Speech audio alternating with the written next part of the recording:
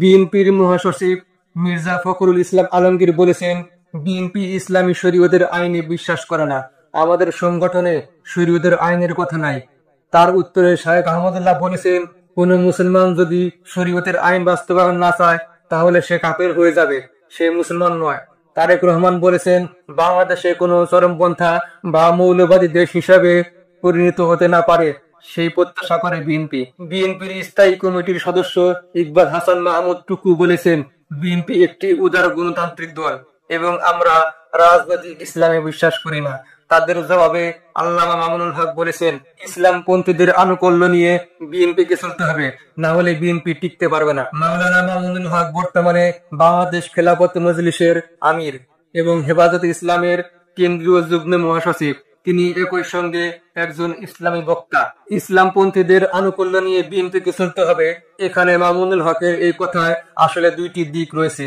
প্রথমত, এর ভেতরে বিএনপিকে একটি প্রচ্ছন্ন হুমকি দেওয়া হচ্ছে, যেন বলা হচ্ছে ক্ষমতায় যেতে হলে ইসলামপন্থীদের সঙ্গে চলতে হবে।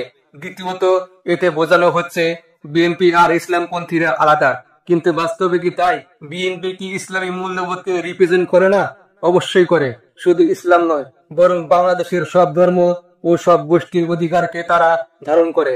বিএনপি একটি গণতান্ত্রিক রাজনৈতিক দল, যেখানে ইসলামী মূল্যবোধ আছে, আবার অন্যান্য ধর্মের মূল্যবোধকেও মর্যাদা দেওয়া হয়। অন্যদিকে ইসলামপন্থী দলগুলো শুধু ইসলামের শাসন ব্যবস্থার কথা বলে, রাষ্ট্রকে ধর্মভিত্তিক করতে চায়। কিন্তু বাংলাদেশের সংবিধান বলছে এদেশ একটি বহুত্ববাদী গণতান্ত্রিক রাষ্ট্র।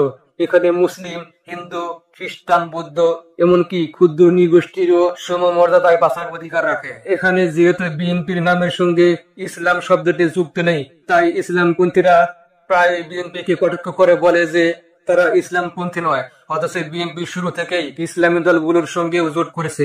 যেমন বিএনপির নেতৃত্বে যে 18 দলীয় জোট ছিল, সেখানে জামাত ইসলাম অন্যতম সহযোগী ছিল। সুতরাং মামুনুল হকের বক্তব্যে যখন বলা হয় ইসলামপন্থীদের আনুকূল্য নিয়ে বিএনপিকে চলতে হবে, তখন মনে হয় বিএনপি যেন ইসলামপন্থীদের সঙ্গে ছিল না বা তাদের বিরোধী।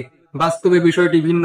বিএনপি সর্বদা চেষ্টা করেছে একটি লিবারেল ডেমোক্রেটিক প্ল্যাটফর্ম গড়ে তুলতে, যেখানে ইসলামী নামধারী দলও থাকবে, আবার ধর্ম নিরপেক্ষ শক্তিও থাকবে।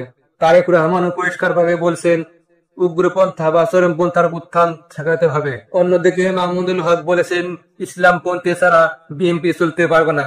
এভাবে বলা মানেই এক ধরনের চাপ, এক ধরনের হুমকি। বাস্তবতা হলো আওয়ামী লীগের অনুপস্থিতিতে বিএনপি মনে করছে নির্বাচনে তারা এগিয়ে থাকবে। জামাতও মনে করছে যদি তারা জোটবদ্ধ থাকে তবে তাদের শক্তি আরো বাড়বে। কিন্তু যেই ক্ষমতায় আসুক, সংবিধান ও গণতন্ত্রের বিধিবিধান মেনেই রাষ্ট্র পরিচালনা করতে হবে। ইসলামপন্থীরা শুধু এক ধর্মের ভিত্তিতে রাষ্ট্র পরিচালনা করতে চায়, আর বিএনপি চায় সব ধর্ম ও গোষ্ঠীকে নিয়ে একটি গণতান্ত্রিক রাষ্ট্র গঠন করতে। এখানেই মূল পার্থক্য। মাহমুদুল হকের এই বক্তব্যের ভিতরে যেমন বিএনপির প্রতি চাপ আছে, তেমন একটি ভুল ধারণা তৈরি করা হচ্ছে যে বিএনপি ইসলামপন্থী নয়।